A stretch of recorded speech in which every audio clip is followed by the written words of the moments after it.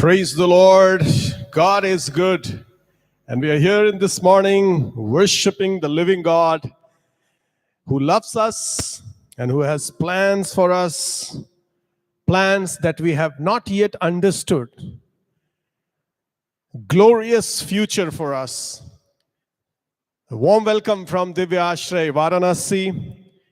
If you have your Bible with you, would you please open with me to Gospel according to Mark, chapter 12.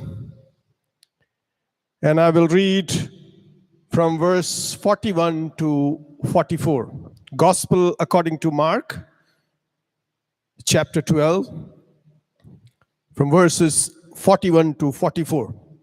The word of God says like this: Jesus sat down near the collection box in the temple and watched as the crowds dropped in their money.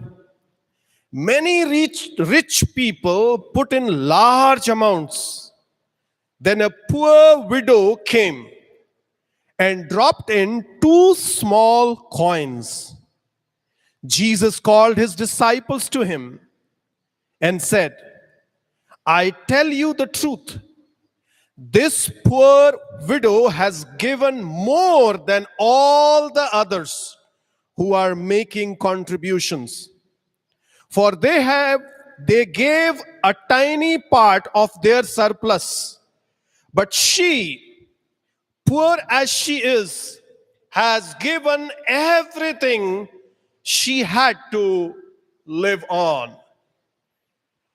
I thank you, Lord, for your living word. Your word is powerful, and this is to teach us, to correct us, to make us more like you. And help us this morning to understand your desire and your will for my life and what you desire from us. Help us to become like you. In Jesus' name I pray. Amen. Amen. We are going to study a very known passage of the Bible. And I will continue this study next week too. Because this passage, sometimes people think, oh, this is a very insignificant passage. A poor lady is coming and giving 2 mite in the house of the Lord, and Jesus talking to his disciples. Sometimes we just pass and go through this passage as if nothing significant happened. But we are going to learn today that this passage actually is a connection link between 2 different parts of Jesus' life. First part is from chapter 1 to chapter 11, that is the ministry of Jesus. And from chapter 12, 41, it goes to 16, the passion of Christ. So the ministry of Christ and the passion of Christ is divided by this small, insignificant looking incident in Jesus' life.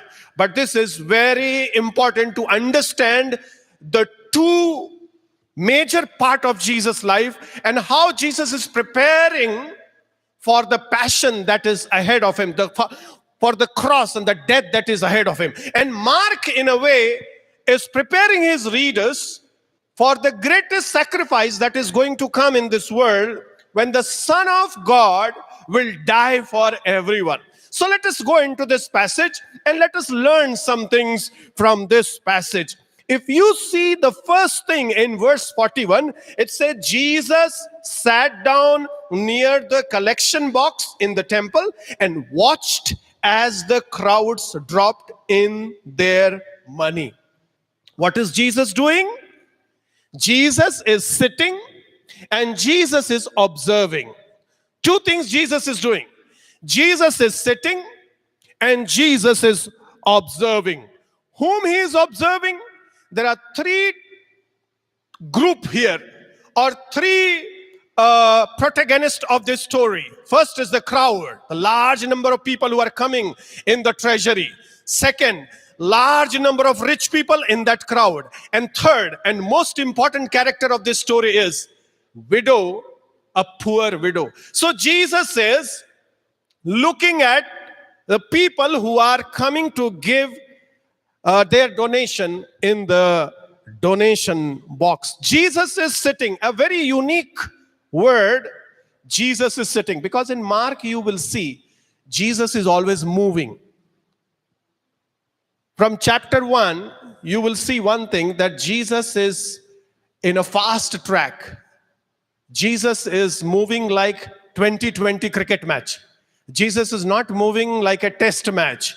He is, one word that Mark uses regularly in the Gospel of Mark is immediately, immediately, immediately. So what that word tells us is that Jesus is in a hurry. Jesus is always moving. He is delivering people. He is healing people. He is talking to scribes. He is talking to Pharisees. He is talking to disciples. He is going and cleaning the temple. He is doing action. Jesus is the prime character of Mark Gospel as a main act is going around him. But in this scene, this is a unique scene when Jesus is not doing anything. Jesus is sitting and Jesus is observing.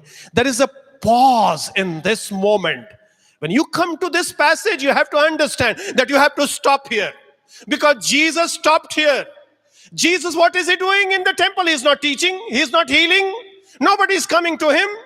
He is just sitting and he is watching. So let us all sit down and watch what is happening. Because what is unfolding right now in front of Jesus is going to give us the whole plan of God. What God is doing in this world. That's why Jesus is sitting and watching. Very rarely Jesus sat down in Gospel of Mark. He sat down on the boat in chapter 4 when the people were trying to listen to him and a big crowd gathered. So he sat down on the boat and he taught his disciples. He sat down on the donkey in chapter 11.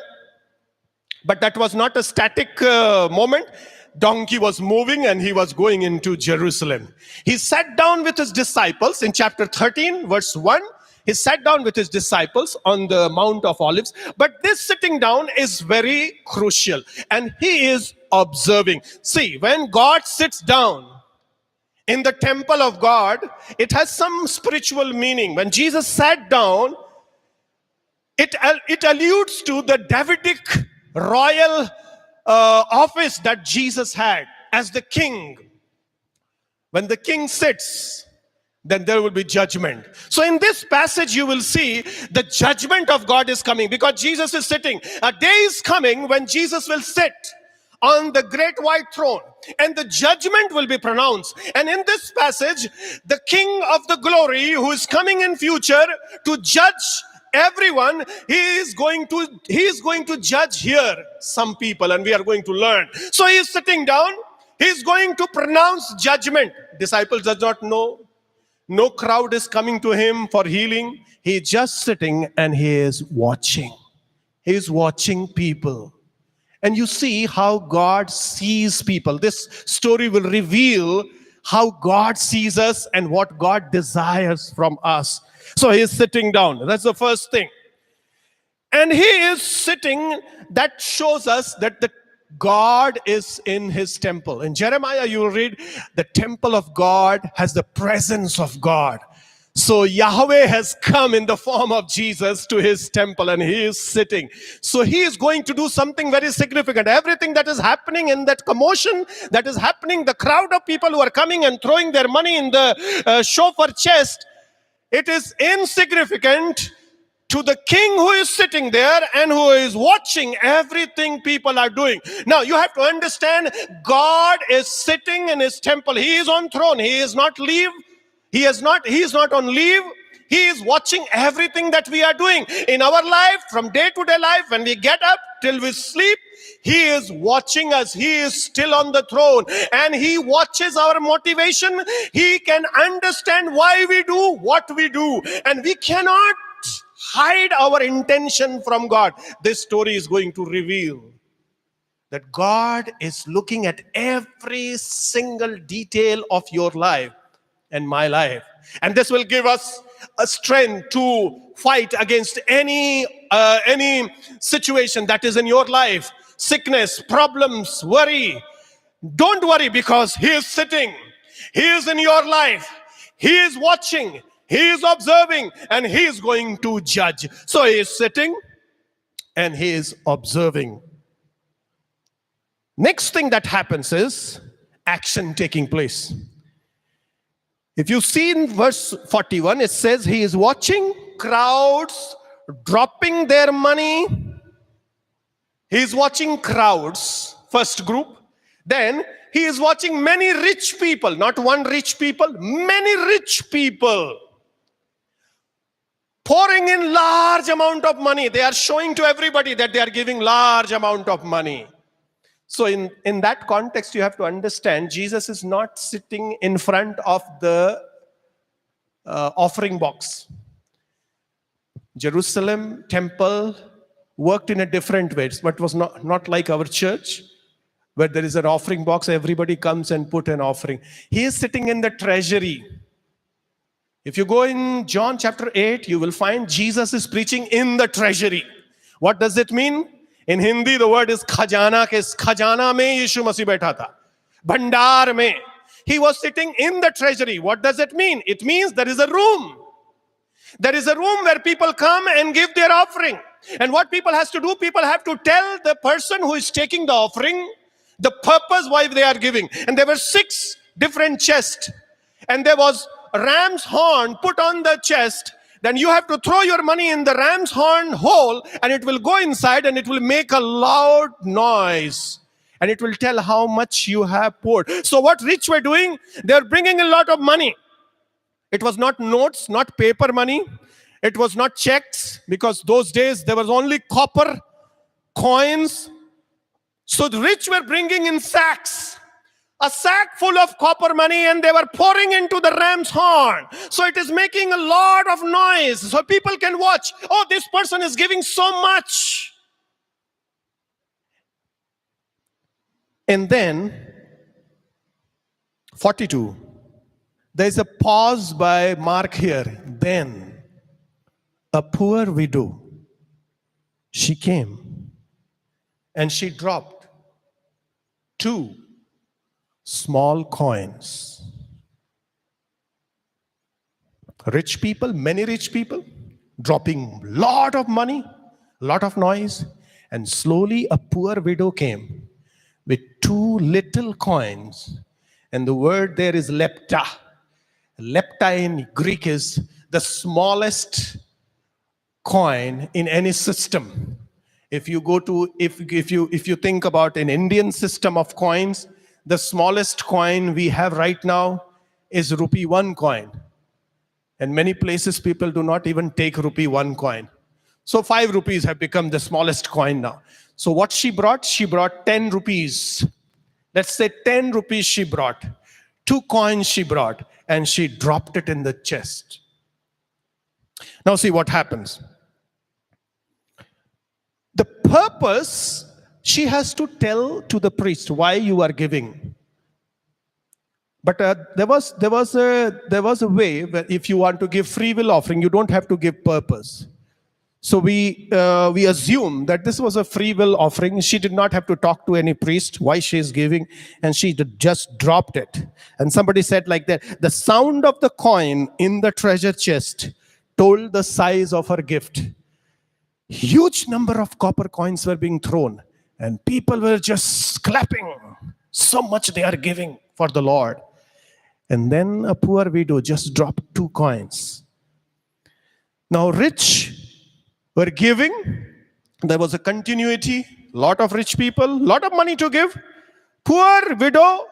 There's the verb that is used by Mark is, that is the final act of giving by this lady. She has given everything. So there is, in this picture now you have to understand, there's a lot of rich people one side, and there is one solitary poor widow on other side. Now Jesus is going to give us a visual demonstration of what he has come to do in this world. You have to understand this story in the context of the cross. This story is not about giving. This story is not about anything. This story is about the sacrifice that Jesus is going to make on the cross. And just before the cross, Jesus is telling he is not preaching to the crowd. He is telling to his disciple, see this lady.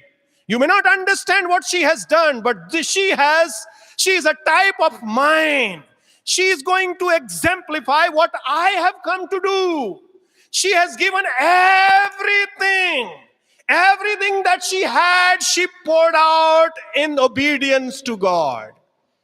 So a lot of rich people one side, one solitary poor widow another side. Crowd's behavior is going to change dramatically. Before this incident, you see crowds were running after Jesus to listen from him. In this incident, you see crowds are not following Jesus. Nobody comes to him to talk. And from this incident on, crowds are going to go against Jesus actually. In chapter 13, in chapter 14, they will ask for the blood of Jesus. So Mark has put this story in a very crucial place so that we will understand that this story signifies there is going to be a change in the thinking of crowd. Now we don't want this Jesus. We have to put him on the cross. When you talk about rich people, you have to understand Mark said about this rich people in Mark 10 that it is easier for a camel to go through the eye of the needle than for a rich man to enter the kingdom of God. So in that context, the word there for rich is plausioi. Plausioi is a Greek word, and what it means fullness. You see a rich person, you will see his face, you will see his physique. It will tell that he eats a lot of burgers and a lot of cheese and a lot of meat. Everything will be revealed just looking at a rich person. Money they will not show, but looking at them you will know that they have a lot of money. So when Jesus is putting a contrast between many rich people and one solitary widow, what do you think? Why rich people are giving so much money? They are religious. The motivation of their giving is to show off. How do I know? If you read just 2-3 verses before this, you will know that these people are associated with the religious leaders, and the character of the religious leader is revealed by Jesus. They say everything that they do is to show off. They do long prayers so that people will think they know a lot. They give a lot of money to the Lord so that people will clap for them. They wear long robes so that people will think they are holy people. They want people to greet them in the marketplace so that people will know these are very influential people. They want big chairs when you go for synagogue and banquets. This is the X-ray report Jesus has given just before this passage about rich people. Rich in this passage associated with the religious leaders. Many rich people, one tokos. Tokos is the word for the widow, poor. It means one person who is destitute and live by begging. So a lady who does not have any property, and there are rich people who have everything in this world. Now this lady has lost her husband. This lady has lost her inheritance because in Old Testament, the wife was not entitled to get the inheritance when her husband died. So she has lost her husband, she has lost her inheritance, and third calamity has happened to her. If you read verse 40, just before 41, Jesus is telling they shamelessly cheat widows out of their property.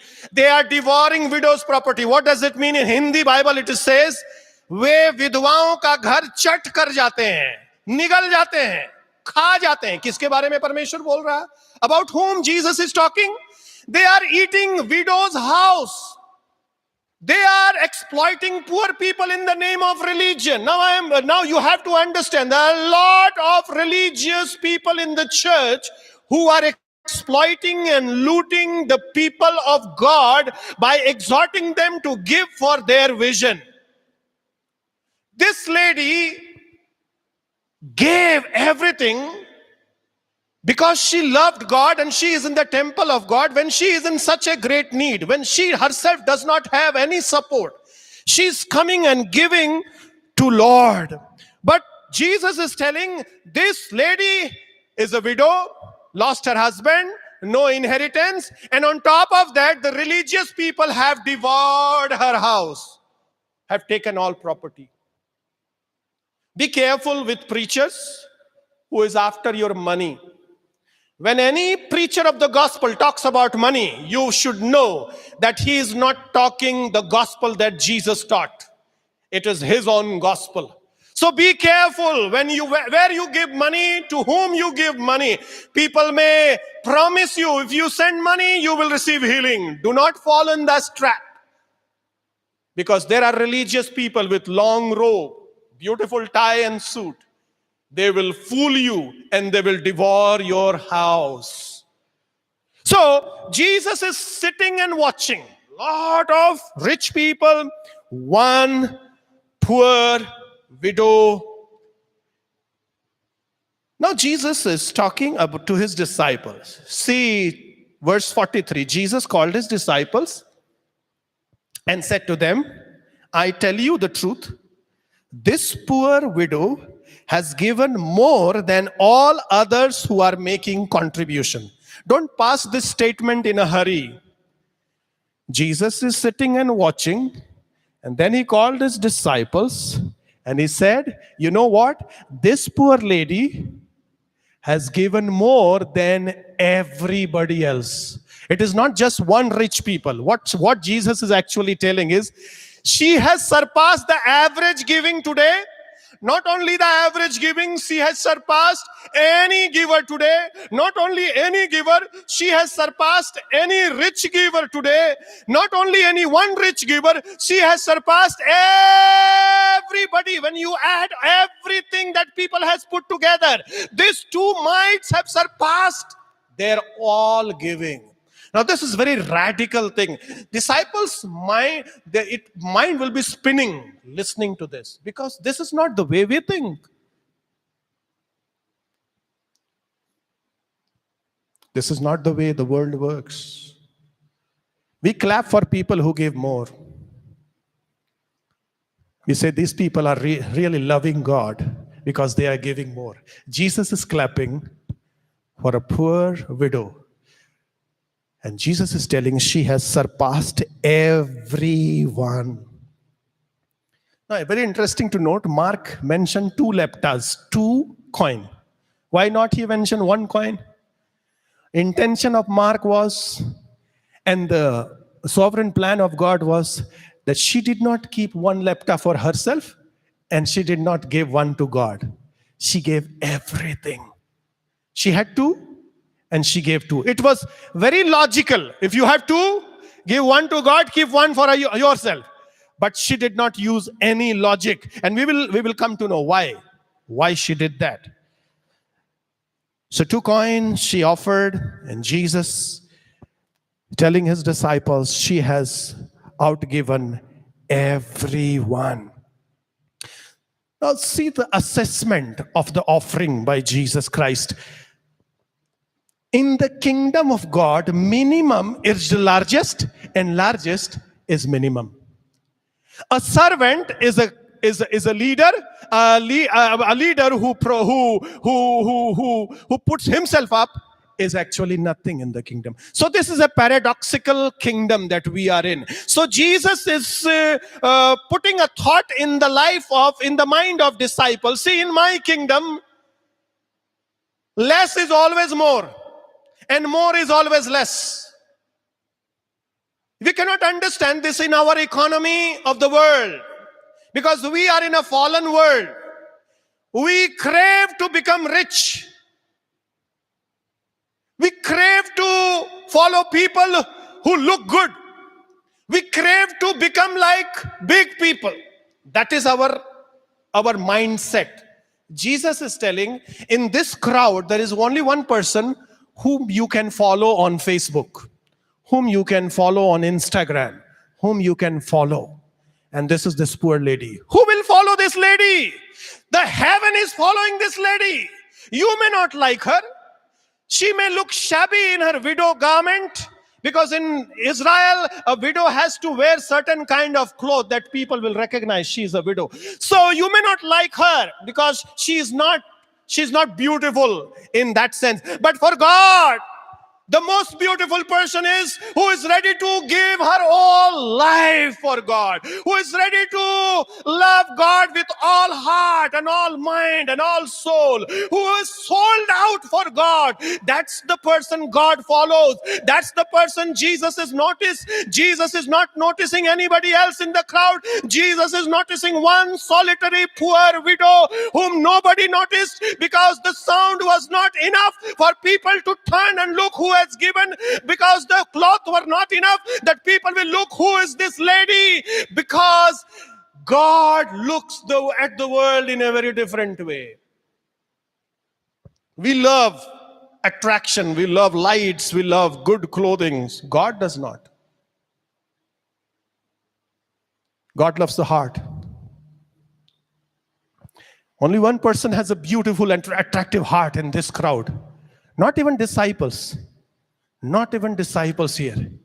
Only one person who is looking like God in this crowd is this poor lady. And what she has done to look like God, she has given the best that she had to God. God so loved the world that he gave his only begotten Son.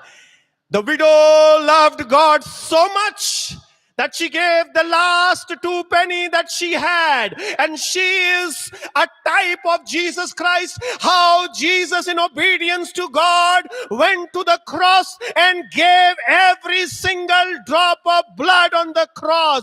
That's why Jesus wants to teach his disciple. Very soon you are going to see this story being enacted on the cross.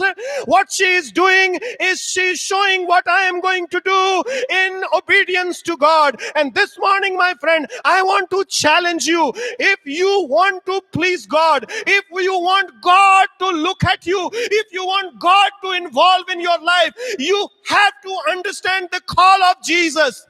Follow me to Calvary. And what does it mean? Loving Lord, because in this context, in chapter 12, you will find one scribe came to Jesus and he asked the greatest important commandment. And Jesus said, love God, love your neighbors. And what does that scribe answer Jesus? What he said, yes, you are right. Loving God is the greatest commandment, and the second greatest commandment is love your neighbors. But God loves when people love people and God more than the sacrifice they bring. That's the statement that scribe made. And Jesus was so happy to hear that statement from scribe. What did Jesus said? He said, you are closer to the kingdom of God.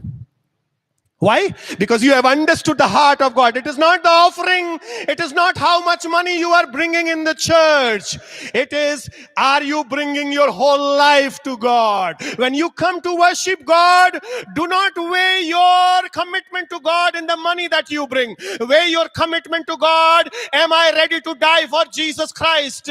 I will give everything that I have for his kingdom. I live for him. I love my Lord with all my heart, with all my soul, with all my strength, with all that I have. And this poor lady is showing us how to love God.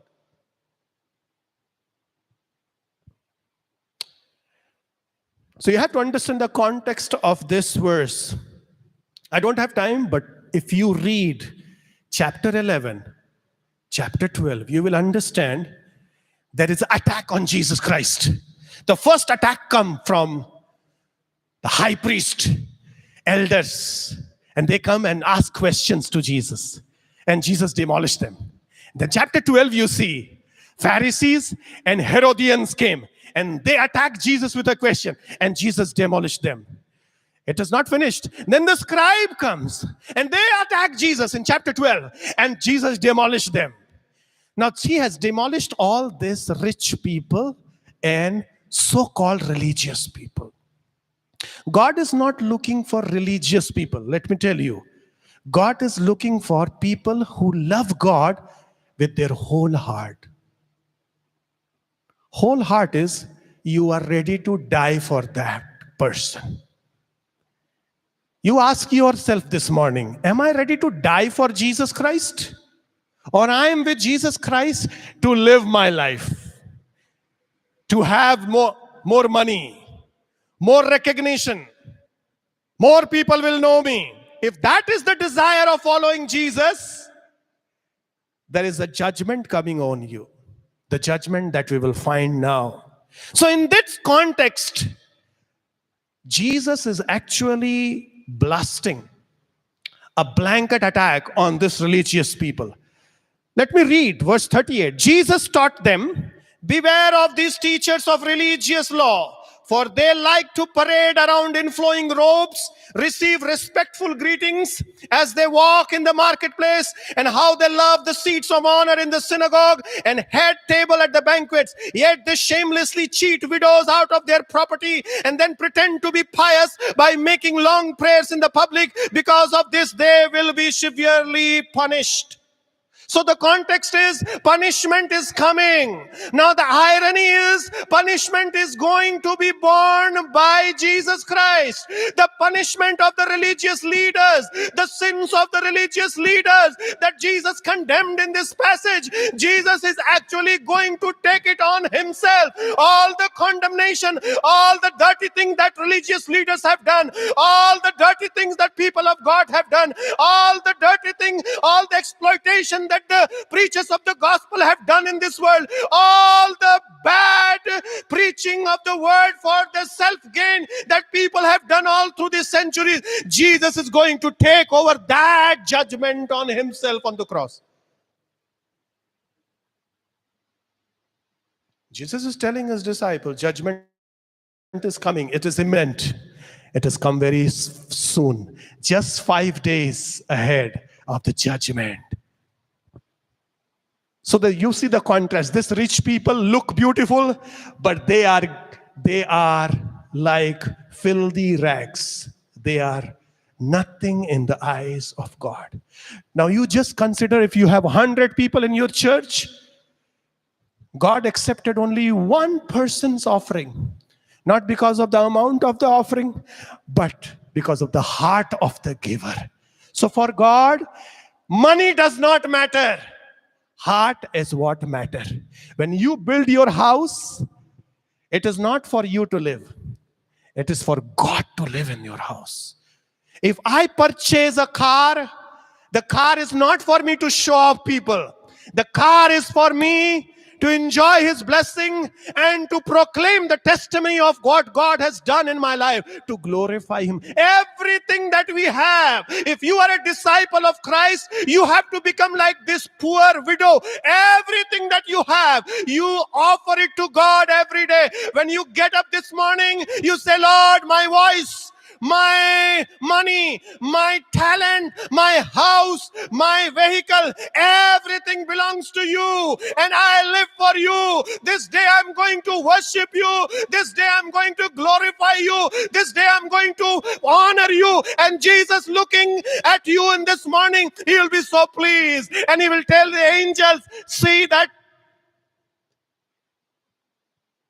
he has surpassed everybody's giving. So this poor widow is a great teacher for us. And then the next context of this verse is chapter 13, verse 1. And there you see an irony. Disciples and Jesus coming out of the temple after this incident. And Jesus and disciples are telling to Jesus, teacher, look, beautiful building. They are looking at the temple of Jerusalem. Oh, what a beautiful building. And they're saying, oh, see the impressive stones, beautiful stones. See Divya Ashray, how beautiful it is. And you know what Jesus is telling? Full. Not one stone will be on another stone. You don't know the reality of what looks beautiful. So things are not always what they appear to be. You have to understand one thing. What you look, may not be the reality most of the time. And God does not look at the glory in the building. God has no business with your church building. No business. God has only one business, and that is your heart. God wants your heart. God wants your life. So I have 14 dissimilarities between the two groups. Okay, 14 dissimilarities. If you have your pen, you can note down this dissimilarity between the rich people and the poor widow. The first dissimilarity: one group takes everything for themselves, and this is one lady who gives everything what she has. One group that is seeking attention from people, and there is one solitary woman who is hiding and coming and slowly putting, but she don't know she has got the attention of God. There is one group that is self-absorbed. People should greet me. People should know me. How big I am. What a good singer I am. And there is one solitary lady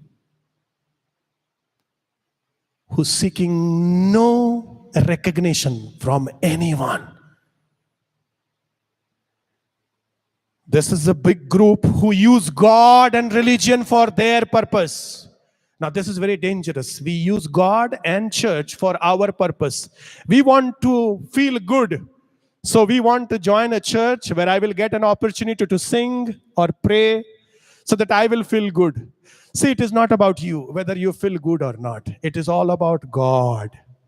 These Pharisees and religious leaders were using Jesus, God, and temple for their own purpose. Now, this lady, single lady, is using everything she has to glorify God. So what a contrast. You are using all that you have in your hand for your glory. This lady is using everything that she has for the glory of God. One group, the rich people, have turned away from God completely. One lady has turned towards God completely. One group, the rich people, has made God their means to reach their end. And one single lady has put God in the center of her life. There is a group of people, the rich people, who are supposed to be the guardian of the law of the Moses.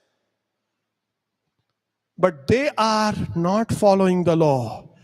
This lady, not supposed to be the guardian of the law, has become the guardian of the law. She is following what God desires from us. This rich group, this religious group is showing apostasy. They have turned against God and the judgment is coming. And this single lady has become the model of disciple of Christ. This rich people, religious people are robbers. They are robbing people. And this lady, one lady, she is giving everything to God. This religious leaders are immoral people. And this poor lady is the godly lady.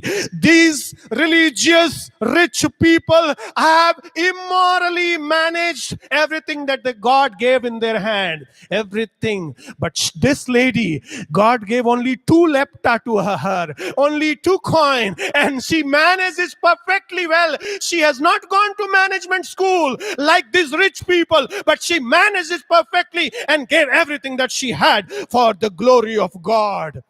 This corrupt group of leaders, so-called religious people, are looking a shabby, dirty cloth in front of this ideal and bright woman who is disciple of God. This group of people claim to love God, but Jesus says they pretend. They are not in really love with God. But this real lady, do not pretend. She really loves the Lord. This group of people, they know everything that the word God says, but do not follow it. This lady has never gone to any Jewish school to learn the law, but she follows the main commandment in spirit and truth.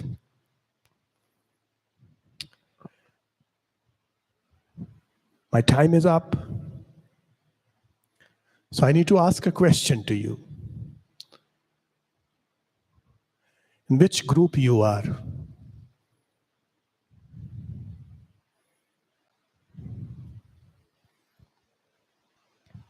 It is one thing to know the story, to know what Word of God says.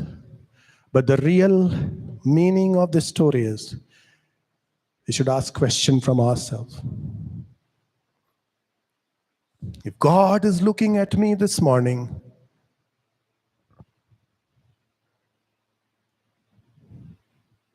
will He be pleased? This lady is the type of Jesus Christ on the cross, who died for your sins and for me. Yes, we may have been the seekers of self-glory. When people clap for you, it feels very good. But this is demonic if you desire that. Even in the church of God, this is devilish attitude to seek selfish end for yourself, supposed to be glorifying God that you do. And Jesus is telling us this day, if you want to become my disciple, you have to become like this poor widow. What does that mean? That means to follow the greatest commandment of the Bible. What does it mean? It means to love God with all that you have. Let us surrender our life into His hand. If you have not begun your journey as a disciple of Christ, God is calling you, my friend. Jesus pronounced judgment on the religious people, and then after 5 days, He took over that judgment upon Himself, and He died for those religious people. And then He sent His disciples to proclaim the news to those religious people. And they were given a chance. And this morning, there's a chance for you. If you have made God as a means to reach your personal end, that I will pray.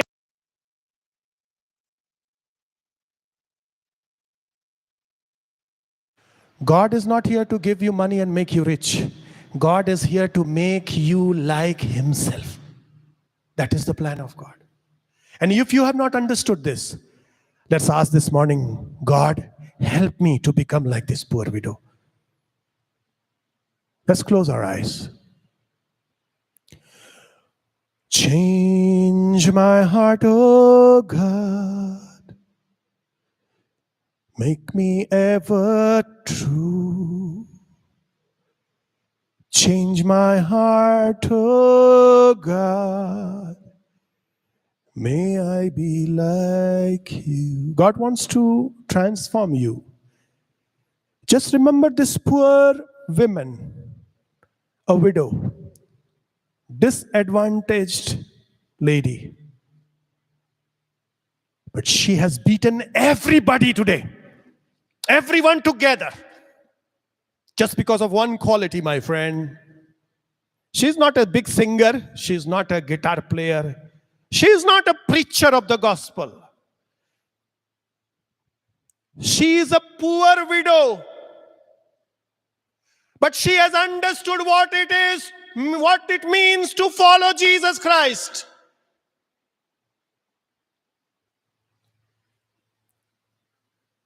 She loved the Lord with all her heart. She's ready to give her life for Jesus Christ.